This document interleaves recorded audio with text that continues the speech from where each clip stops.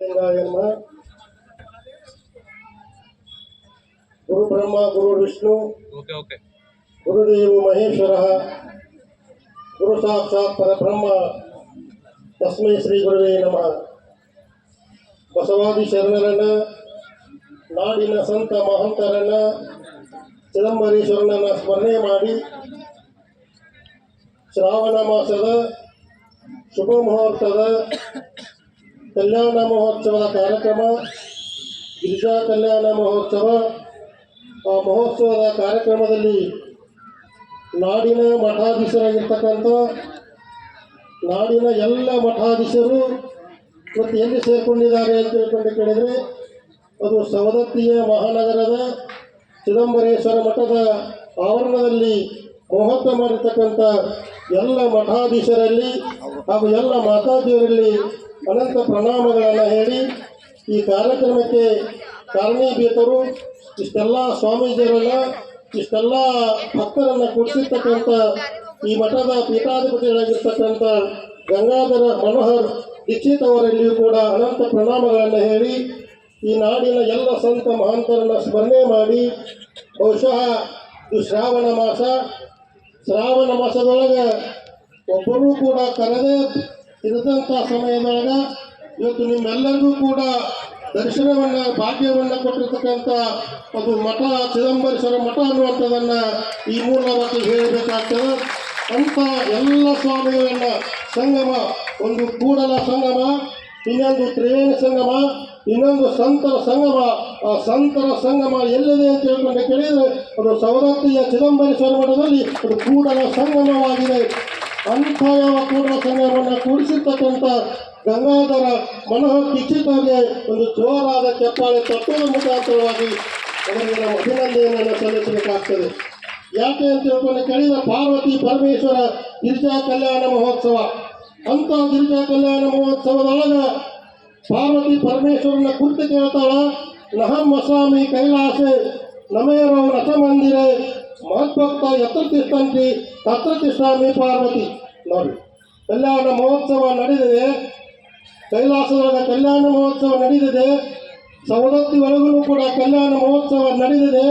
ಪಾರ್ವತಿ ಪರಮೇಶ್ವರನ ಕುರಿತು ಕೇಳ್ತಾಳ, ಅಲ್ಲ ಪರಮೇಶ್ವರ ಇವತ್ತು ಯಾಕೆ ನಿಮ್ಮ ಮಬ್ಬಾಗಿದೆ ಡಿಮ್ ಆಗಿದೆ ಅಂತ ತಿಳ್ಕೊಂಡು ಪಾರ್ವತಿ ಪರಮೇಶ್ವರನ ಕೇಳಿದಾಗ ಪರಮೇಶ್ವರ ಅಂತಾನ, ನಾನೇನು ಮಾಡಲಿ ಸವದತ್ತಿಯ ಚಿದಂಬರೇಶ್ವರ ಕಲ್ಯಾಣ ಮಹೋತ್ಸವದೊಳಗೆ ಅಲ್ಲಿ ಲಗ್ನ ಸಮಾರಂಭ ನಡೆದಿದೆ.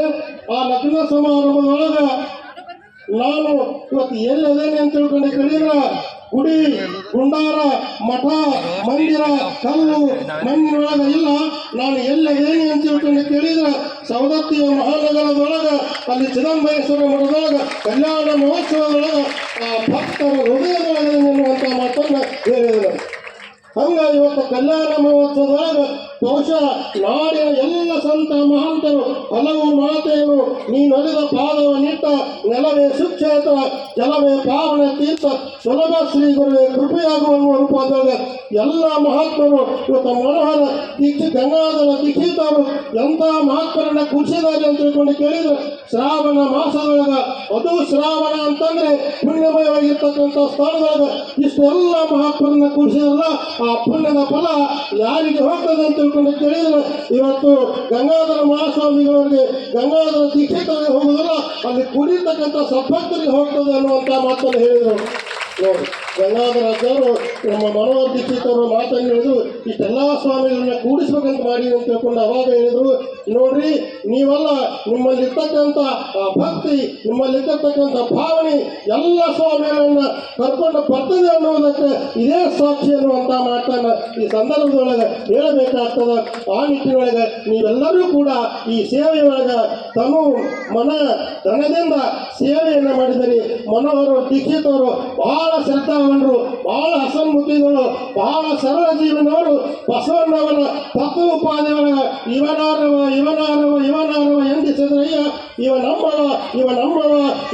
ಮನೆಯ ಅನ್ನೋಪಾದಿಯೊಳಗೆ ಎಲ್ಲರನ್ನು ಅಪ್ಪಿಕೊಂಡು ಹೋಗುವಂಥ ಈ ನಾಡಿನೊಳಗೆ ಒಬ್ಬ ಮಹಂತರಾರಿ ಅಂತ ತಿಳ್ಕೊಂಡು ಕೇಳಿದ್ರೆ ಗಂಗಾಧರ ಮನೋಹರ ದೀಕ್ಷಿತ್ ಅನ್ನುವಂಥ ಮಾತನ್ನು ಈ ಸಂದರ್ಭದಲ್ಲಿ ಹೇಳಿ ತಾವೆಲ್ಲ ಈ ಕಾರ್ಯಕ್ರಮದೊಳಗೆ 2-3 ದಿವಸದ ಹಿಂದೆ ತಮ್ಮ ಮನ ಧನದಿಂದ ಸೇವೆಯನ್ನು ಮಾಡಿದರೆ ನಿಜವಾಗಿಯೂ ಕೂಡ ನೀನು ನಾನು ಬಂದು ನೋಡಿದೆ ಆ ಉತ್ಸವ, ಆ ಮಂಟಪ, ಆ ಭಕ್ತಿ, ಆ ಭಜನೆ ನೋಡಿದರೆ ಕೈಲಾಸ ಎಲ್ಲಿ ಇಲ್ಲ, ಅದು ಸವದತ್ತಿ ನಗರದೊಳಗಿದೆ ಅನ್ನುವಂಥ ಭಾವನೆಯನ್ನು ನೀವೆಲ್ಲ ಭಕ್ತಿ ಶ್ರದ್ಧೆಯಿಂದ ಮಾಡಿಕೊಂಡು ಬಂದಿರಿ. ಬಂಗಾಳದ ಒಂದು ಆ ಮೂರ್ತಿಯನ್ನು ನೋಡಿದ್ರೆ ಆ ಬಸವಣ್ಣನ ಮೂರ್ತಿ, ಆ ಮೂರ್ತಿ ದೇವಿಯನ್ನು ನೋಡಿಕೊಂಡಾಗ ಅಲ್ಲಿರ್ತಕ್ಕಂಥ ದೇವರನ್ನು ನೋಡಿಕೊಂಡ ಅದು ಬಂಗಾರದ ಏನು ಅನ್ನುವಂಥ ಭಾವನೆ ಬರ್ತದ. ಆ ರದ್ದಾರ ಅಂದರು ಮನೋಹರ ದೀಕ್ಷಿತ್ ಅವರು, ಗಂಗಾಧರ ಮನೋಹರ ದೀಕ್ಷಿತ್ ಅವರು